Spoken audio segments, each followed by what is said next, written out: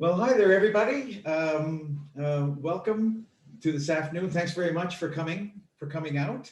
Um, Today, what I'd like to talk to you about is my experiences with treating tinnitus or tinnitus. I mean, whichever way you want to qualify it, I guess. Um, I'm basically going to just give you a little bit of my background, who I am. Talk about maybe some things that if you are a person who experiences this condition, you might be cognizant of two things that are important in terms of understanding what the condition is, and that would be neuroplasticity and habituation.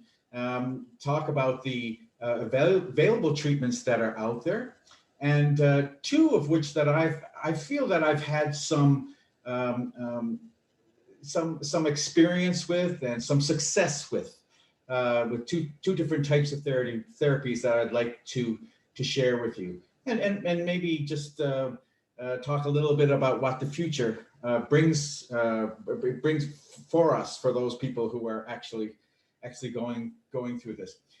First of all, before we start, I just have to provide a bit of a disclaimer. I don't pretend to be an expert at any of this. I think that the severity of my tinnitus and my emotional reaction to it really forced me to research the condition and take steps to try to treat the ailment. And I guess presuming that there are people who like are here today who are like me, the first thing that you try to do is say, well, geez, what can I do to get rid of this?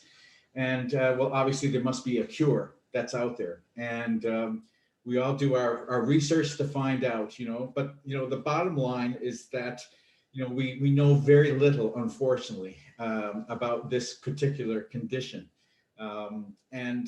Maybe in the future, there is going to be a cure.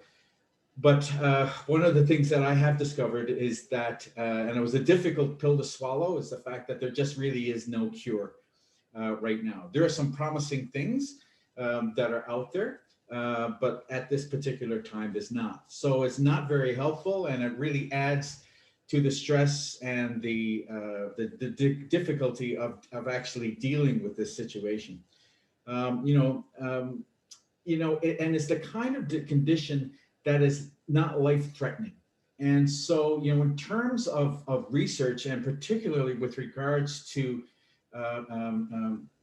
getting the funding to do the proper research is very difficult. Also, tinnitus is a condition that's very few people can really empathize with. You really have to experience the condition in order to really appreciate the challenges that we all begin to face. So, there's very little in terms of medical advice out there that can help us. There's no regime that we can sort of follow, and we kind of more or less rely on ourselves in order to deal with the situation. And I'm sure for those of you that have that do experience this, you have things in place that help you deal with it. As we all know, the outset of it is perhaps the most difficult time, not only in terms of dealing with the intensity of the sound, but I think more importantly is the emotional reaction to it. And I went through all of that, and it was pretty difficult at the beginning. My journey started about 3 years ago, but I'll get into that in a second. But let me just give you a little bit of background of who I am and what it is I'm doing. I'm essentially a musician, which probably, as you know, is not a great field to be in, particularly if you're surrounded by loud noise. I'm not a rock musician. I was in my early days, but I'm essentially involved in, and I play with the Newfoundland Symphony Orchestra, and I've been a teacher of music for 30 years, and I retired from teaching in 2015. And during that particular time, I would be in a room that would house sometimes 90 to 100 young people, all blowing in their instruments and producing a significant volume of sound. And I know that that has had, an impact on my hearing, but, as we were younger, we really didn't pay all that much attention to it. And also at this particular time, now that I'm retired from teaching, I am the artistic director of the Kalos Youth Orchestra, which is consists of a group of kids numbering around 50 or 60. We're not doing it now because of the recent onset of the new strain of COVID. But we have been successful to play once a week. And actually finding a place to play is very difficult. We play in the food court of Atlantic Place on Sunday afternoons. So if you're ever in the area between the hours of 3 and 5, you're certainly welcome to come down and hear that. And as well, I have on and off have been for years teaching as an sessional instructor at Memorial University. So we're talking about tinnitus and really my experience with it. So as I've just said a moment ago, I think much of my tinnitus experience is related to mild hearing loss and work-related activities. And, I really began to notice the onset of it around 2007. And it wasn't that intrusive, but I knew something was there. And maybe some of you are like that right now. And so I took measures. I recognized that I had it, and I tried to take preventative measures to deal with it. And for example, I would use earplugs or hearing protective device over my ears if I was running the lawnmower or lawn tractor, or anything that created a lot of noise. I tried to do that, and it seemed that for a period of time that that really worked well. And again, it was something that I would hear on occasion, but it wasn't something that was really intrusive, and it wouldn't, and like I say, it would disallow me from doing things, in my life. And then in 2017, I had a really significant increase in intensity. And when I say intensity, in terms of the volume, and it's a really strange set of circumstances, but I often characterize it as being the perfect storm, and that a bunch of things happened all at one time. And so I started off, well, I had actually open heart surgery 2015, and that made me think about my physical well-being. And so I used to do a lot of walking and hiking and things like that. And of course, as you get older, the body begins to wear out, and all of a sudden I was just walking one day, and I just felt this sharp pain in my knee. And, I didn't know what it was. And I went home and I put some ice on it, and it just never got better.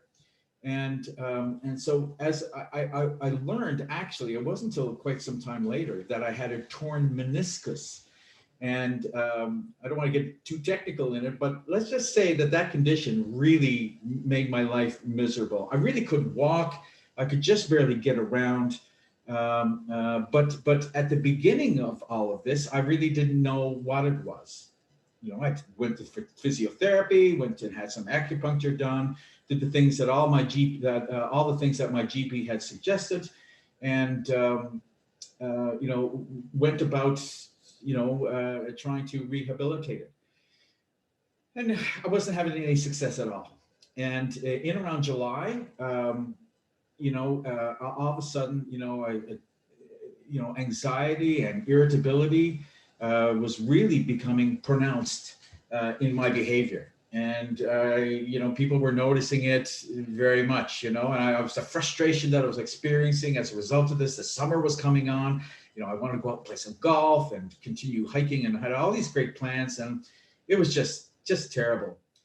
And as a result of that, out of nowhere, the tinnitus that I was experiencing had just spiked to an incredible level, and it was terrible. So a combination of my knee and the frustration that I was having with this, combined with the tinnitus, really played a huge role in being unstable, quite frankly.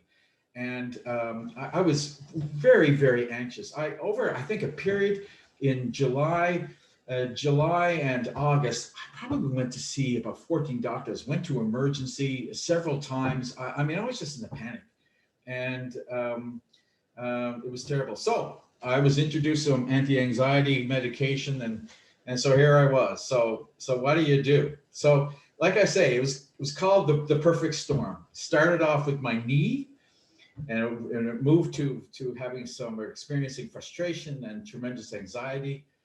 Then it went towards the tinnitus, and then I had all these sort of psychological challenges.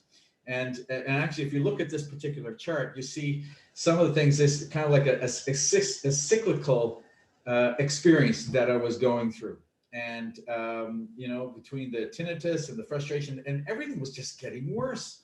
I really, was in a state, and my knee was not getting any better anyway. It was just absolutely terrible.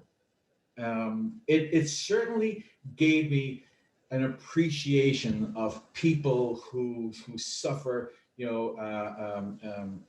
like anxiety, and have mental challenges and such. Because I've never been there. I've always been, a person who was, took control of things, and, was a problem solver and things like this. And all of a sudden I found myself very vulnerable. So it was a tremendously difficult time for me, that particular year.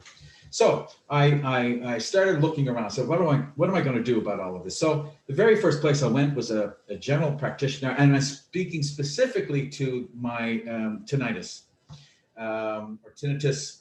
I interchange the pronunciation every now and again, so pardon me. But I went to see my GP, and anyway, they said, well, you need to get control of this anxiety issue. So I eventually ended up seeing a psychiatrist and received some really excellent counseling, and was a wonderful person in terms of helping me, deal with this. And she was very much of a manager of I just had a huge number of medications that I was on, but managed that. So I seemed to get that under control. But then the next thing, obviously, was to go see the ENT, ears, nose, and throat doctor. And for those of you who have gone to that particular experience, you know that's even a daunting experience in itself, to go see those particular folks. Anyway, I went to see ENT. I actually did see two ENTs, and they diagnosed the condition as being tinnitus. And it was basically a 10-minute appointment, of which basically I was told that I'm going to have to deal with it. And, it's not life-threatening, but, there are some promising treatments that are out there, and maybe you should look into these. So I was referred then to an audiologist, and that particular audiologist specialized in the treatment of tinnitus. And then in addition to that, I started really looking online, particularly doing some personal research about it. And as you probably know, one of the first things that we go to is YouTube. And we also probably know that there is a huge volume of video from supposed experts on this particular condition. And it can be really confusing, and you wonder if it's a scam and whatever. So I was just completely surrounded with all of this information, and none of it really made any kind of sense. So you know, from there, I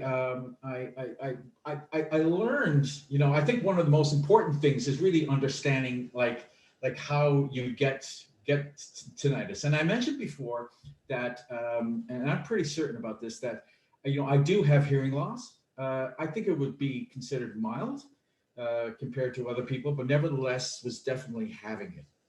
And as a result, I also learned about this thing called neuroplasticity. And this is it's a little bit technical, but is basically is the our ability or the brain to change. I just have to move my thing here. Oh, I'm so sorry. I'm skipping ahead here like crazy. All right, here we go. Right here, yes.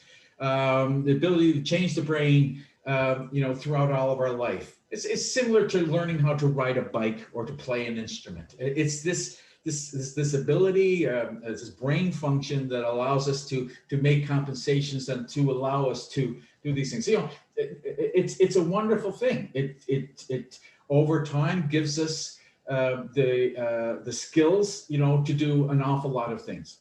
Okay, so hearing loss, believe it or not, engages neuroplasticity as well. So the brain in a similar way adjusts to that. And what does it do? Well, it's, you know, it perceives this hearing deficiency and it creates a sound. And after recognizing that particular deficit, and this is what the tinnitus, this is what comes up. So really, tinnitus is something that's it's something that we perceive. We sort of, I hear mine in the center of my head. It's not something that is obviously related to the ears, but it's something that we perceive. And in there is a huge difficulty because we know very little about the brain, and in particular how this is perceived. But it's thought that we compensate, or the brain compensates for this particular deficiency of hearing. So because of my job, you know, and the fact that I'm a musician, I experience hearing loss at around 8,000 hertz. And that's a pretty high sound. And as a result, my brain, it creates a noise at that particular frequency. So and it's very difficult, obviously, for people to understand what that feeling is like. The closest thing that I've come to is going on YouTube, and if you type in 8,000 hertz, and you click the on button, you can hear what 8,000 hertz sounds like, or a tone at 8,000 hertz, and it's frightening. When people listen to that, they're within 5 seconds they just say, "Oh, you got to turn it off, turn it off, turn it off." I mean, they cannot believe that, number one, that this is what my world is. And but it does give them some kind of insight as to what it is that I personally am hearing. I know that there's a variety of different other types of tinnitus sounds that are out there. I've listened to them, as perhaps we have ourselves. But this was my experience, and it's a very high piercing sound that is pretty well constant. There is not a day goes by that I do not hear this. So thank you, neuroplasticity, for creating this. And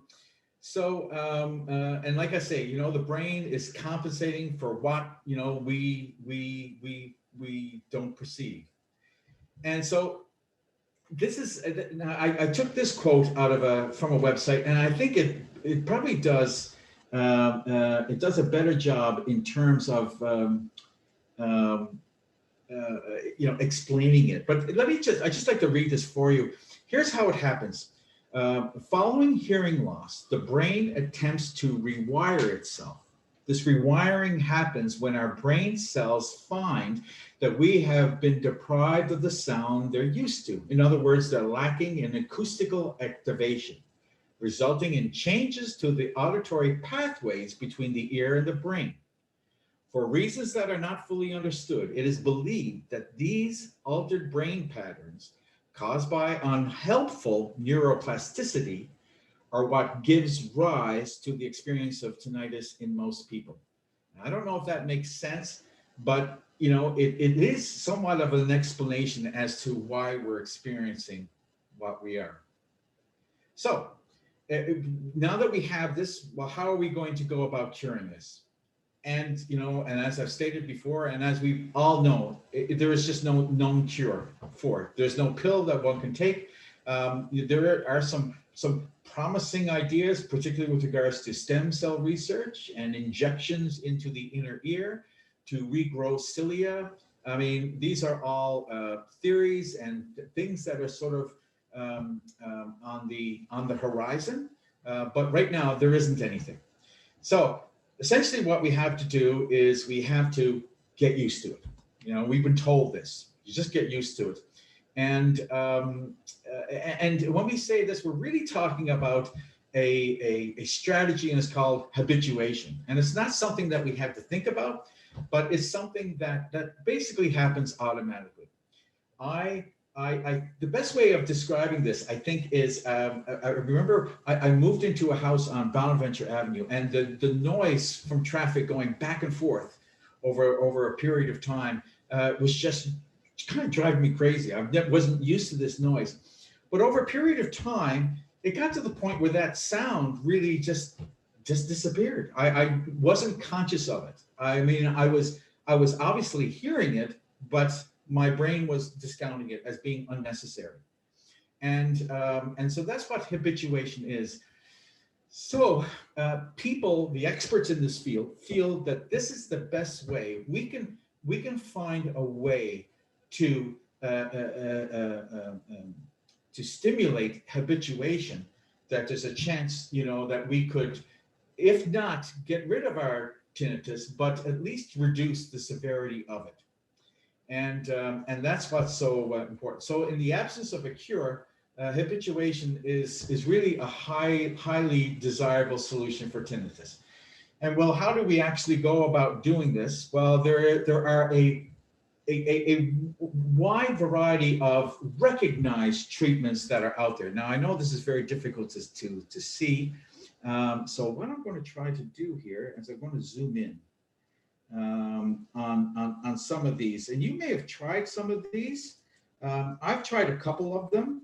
I'm starting here at the bottom. This graph, by the way, is a graph that I took from a Lanier website. Now I'm going to talk about that a little bit later, but they did a study, and this is a technology that this particular company was introducing. And the first thing that they did was to try to determine what kinds of treatments people have already tried.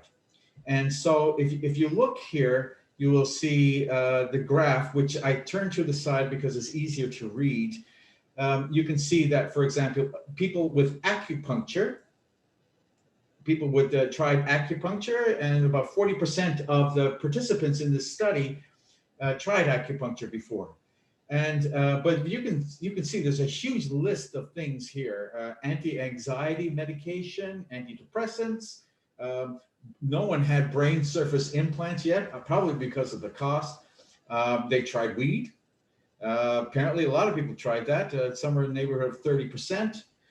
Deep brain stimulation. The in-ear sound generator was popular. A hearing aid. A very popular one. The ones I've underlined here are things that I've tried myself. Physiotherapy, a psychiatrist. I did go see a psychiatrist. They certainly did help, but that was for more of an emotional thing as opposed to dealing with the tinnitus specifically. Stem cells treatment. Apparently, this one has some promise, but again, it's not accessible.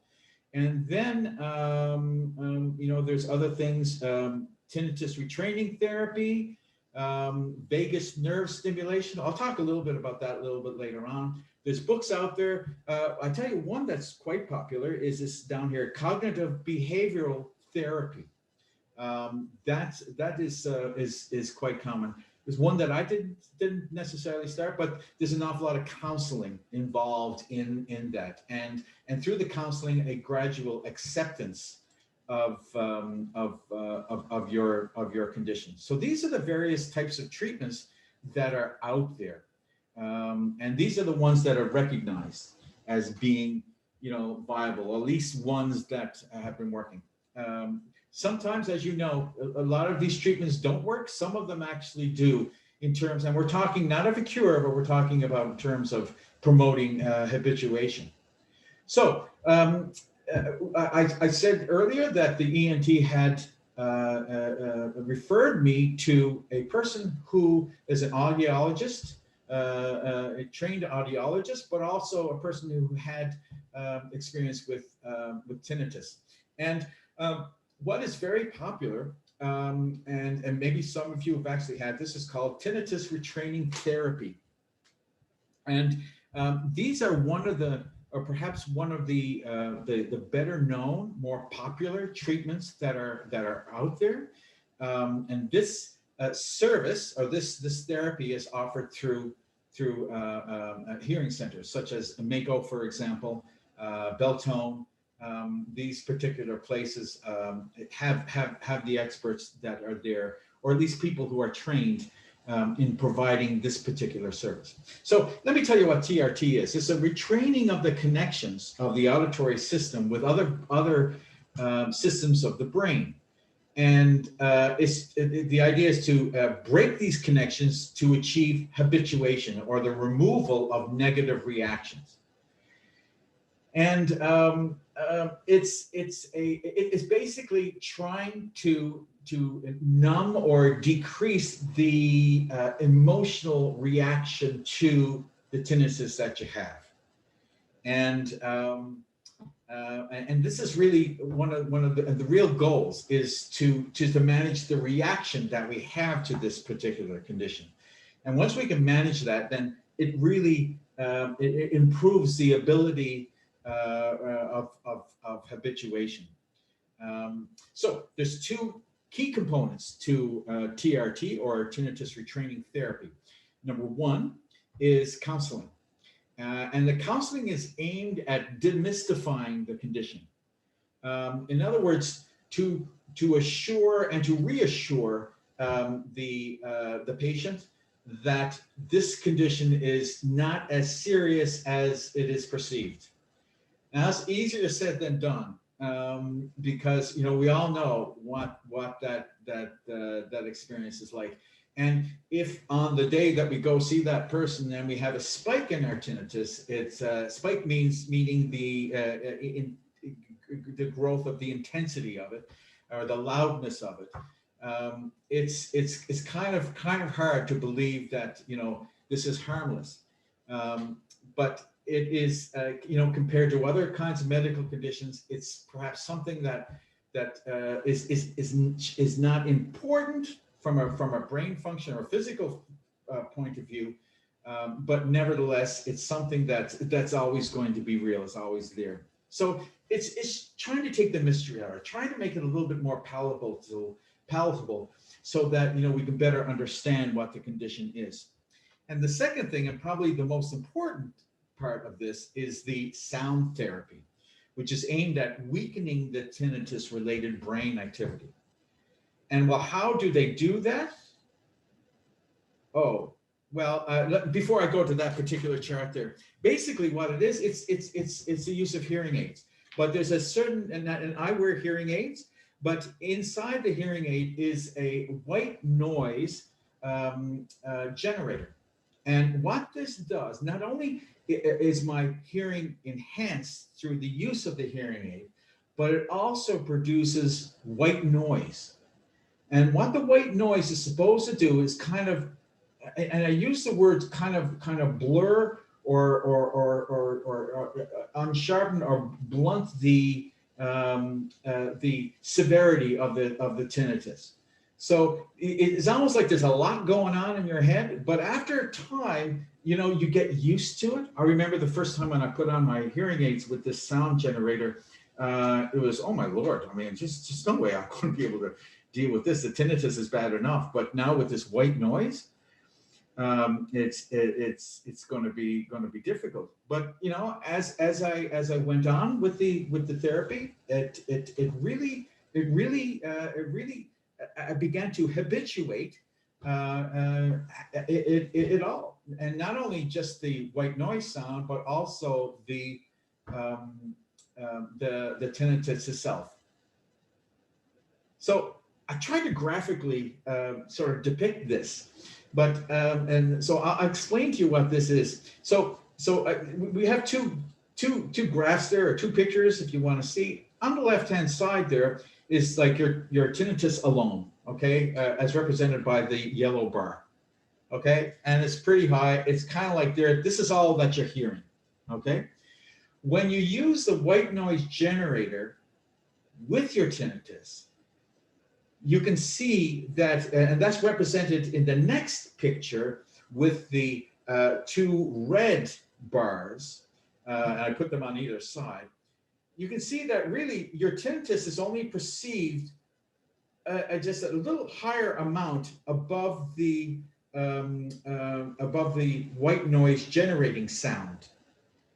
And so the theory is that, you know, and this has to do with the volume of the white noise, and the audiologist is part of their job is to try to determine this. So you get the white noise at a level which is just below your tinnitus, and the idea it numbs the overall effect. If you can imagine the tinnitus is sort of being a driving spike, you know, going through the center of your head, that hearing this sort of like I say, it numbs the overall experience.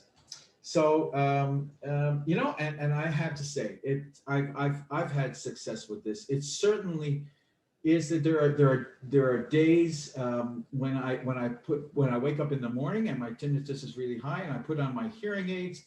Not only do I hear better because I have a hearing deficit, but also the white noise kind of is very soothing kind of experience, and I've found that quite effective. It's certainly, I can't say that it got to a point where I just completely forgot about my tinnitus, but it certainly helped the overall experience of it, you know, and so that was very, very helpful.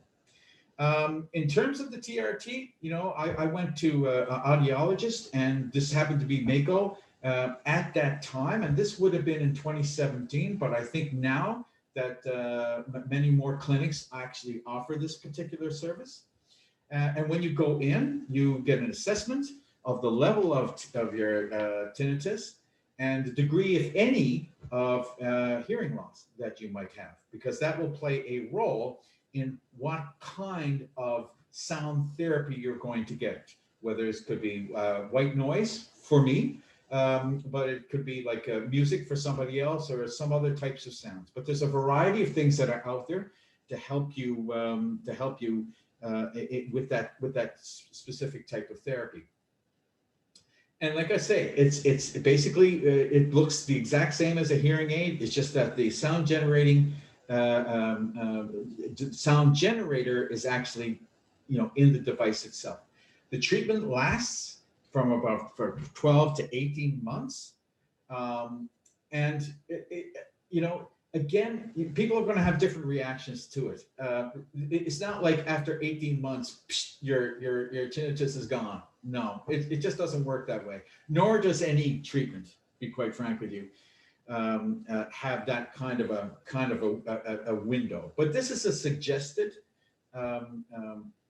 window that they use. Cost of hearing aids, they're expensive. I think mine were around $4,000. And you know, but there are plans out there in which you can you know, pay monthly, you can pay flat out, and also there's other services, as I've learned previously, that that can help you financially achieve that. But I think it really is a great alternative than just experiencing your tinnitus on its own. So that's the first thing that I tried. And then, you know, in my research, I went on to another type of treatment, and this is called bimodal neuromodulation, a very fancy term. But essentially what this is that he's getting really two treatments in one. And as you can see with this particular gentleman, here he is using a set of headphones, and the headphones will provide a sound therapy. And he's holding this tongue applicator, which you put in on your tongue over the top of your tongue.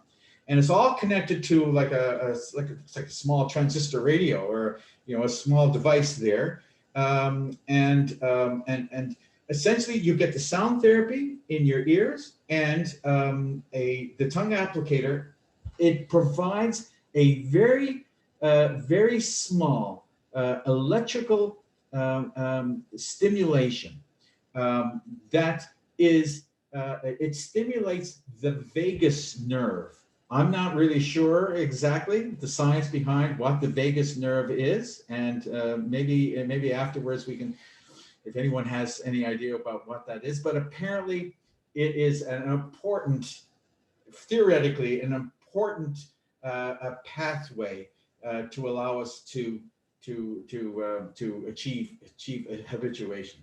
So it's called Lanier, and it's a non-invasive home use medical device that you can purchase.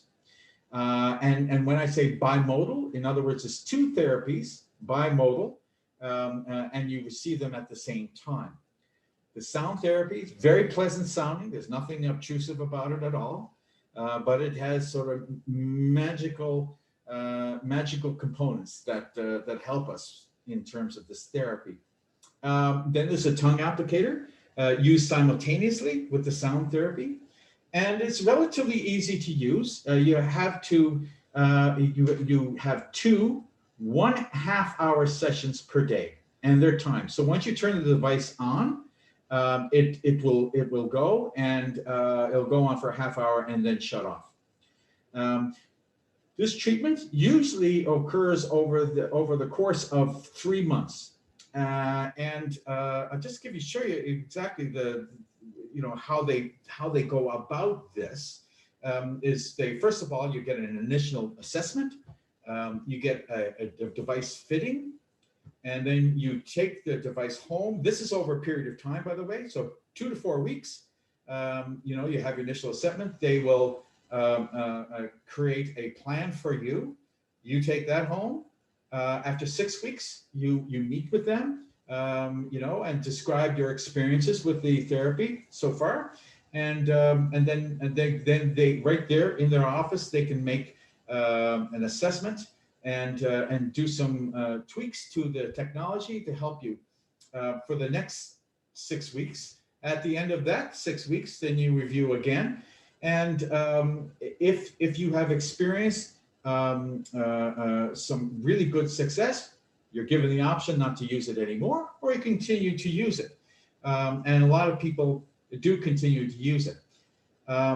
Now, in terms of cost, because all of this is costly, first of all, I have to explain that I had to fly to Ireland in order to get this particular treatment. And the reason why is because it had gone through 10 years. This all came out of Ireland. The research and all the clinical studies, everything happened out of Ireland. And with anything that is new, it has to have FDA approval to be sold or distributed in North America, so United States and Canada. So it's not available at a local audiologist clinic. At this particular time, because it's relatively new, sort of cutting edge technology that I had to travel in order to go there.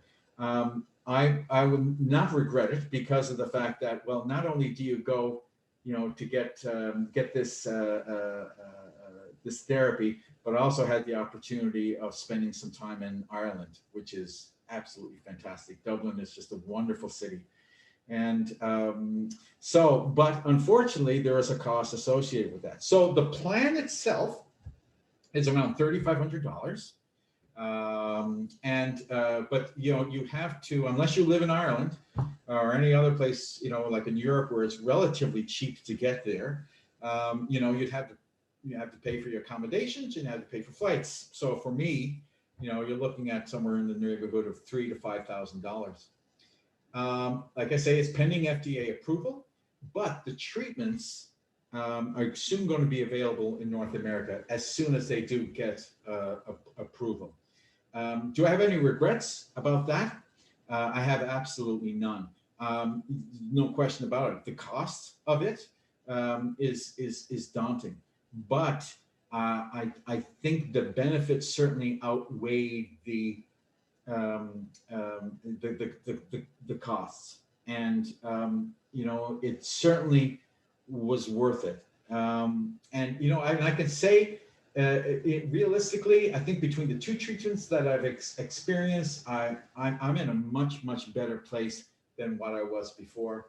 And and I think there has actually been some benefits of having this condition, as ridiculous as this may sound, is that I feel now that I'm much better able to cope. I think that I'm able to, I wake up every day, and the first thing I listen for is, where is it today?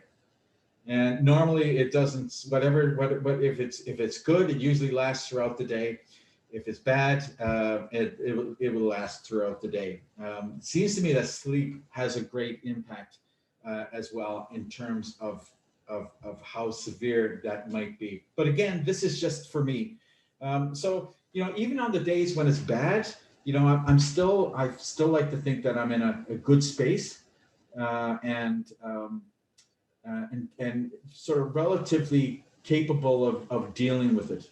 And the barometer, I guess, is my family, because at the outset of this, I was pretty miserable, and they certainly knew it, and it certainly had an impact on my personal and family life. But 3 years after that, I feel I'm in a much better place than I was. So I feel that these treatments, they're certainly not remedies, but really sort of helped me get to the place where I am right now. So I think it's really worthwhile. Now, I'm going to try and just show you a very short video, and the video actually comes from a convention of sorts, and it's from the British Tinnitus Society. And anyway, every year they meet experts from all over the world on this particular condition, and to discuss it. And of course, one of the things, everybody's trying to find a cure. So have a listen.